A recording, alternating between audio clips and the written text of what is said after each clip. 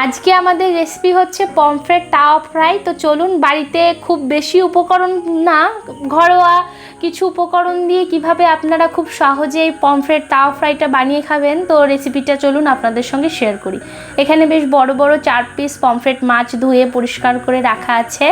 এই যে গাটা আমি একটু চিড়ে দিয়েছি যাতে মশলাগুলো বেশ ভালো মতো করে ঢোকে, খেতেও বেশ মাছটা সফট হয়। তো এই যে অর্ধেকটা লেবুর রস ভালো করে মাছের গায়ে মেখে নেব, এপিট ওপিট দিয়ে।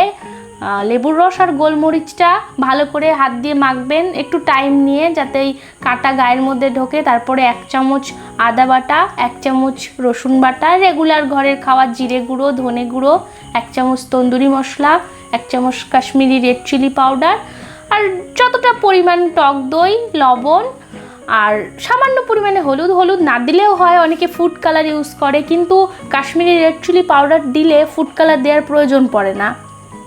অল্প পরিমাণে সর্ষের তেল, সব কিছু মশলা বেশ এক জায়গায় ভালো মতো করে মেখে তারপরে মাছের গায়ে আঙুলগুলো দিয়ে ভালো করে কাটা জায়গাগুলো ভালো করে একটু চেপে চেপে ঢুকিয়ে পেট সব দিয়ে একটু ভালো করে মেখে মাখার পরে 30-40 মিনিট মতো এমনি নর্মাল ঢাকা দিয়ে রাখা ছিল। মাছটা বার করে তারপরে 1 চামচ মতো বেসন দিয়ে মাছটা ভালো করে মেখে নেব। বেসনটা অপশনাল, আপনারা চাইলে দিতেও পারেন, নাও দিতে পারেন। এটা সম্পূর্ণ আমার নিজের ইয়ে থেকে আমি দিলাম। বেসনটা দিলে মাছটার গায়ে মশলাটা বেশ লেগে থাকবে, তেলে দিলে অনেক সময় মশলাটা ছেড়ে যায়, কিন্তু আপনারা বেশ একটু ফলো করবেন। একদিন বাড়িতে খাবেন, খেয়ে আমাকে জানাবেন যে বেসনটা দিলে স্বাদটাও তুলনামূলক অনেকটা চেঞ্জ হয়ে যায়।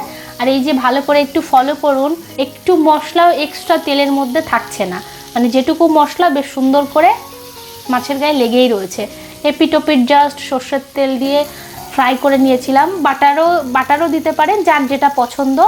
এপিট ওপিট জাস্ট ভালো করে উল্টে নিয়ে নামিয়ে তাওয়া থেকে ভেজে কিছুক্ষণ টাইম নিয়ে আপনারা জালিতেও করতে পারেন, তাওয়াতেও করতে পারেন। আমি তাওয়াতে করার পরে লাস্ট একটা ফিনিশিং আসার জন্য, স্মোকি ফ্লেভারটা যাতে খুব সুন্দর আসে তার জন্য একবার একটু সেঁকে নিয়েছিলাম। খেতে একদম অসাধারণ হয়েছিল। আপনারা এইভাবে একদিন বাড়িতে খাবেন আর খেয়ে আমাকে অবশ্যই কমেন্ট করে জানাবেন কেমন হলো।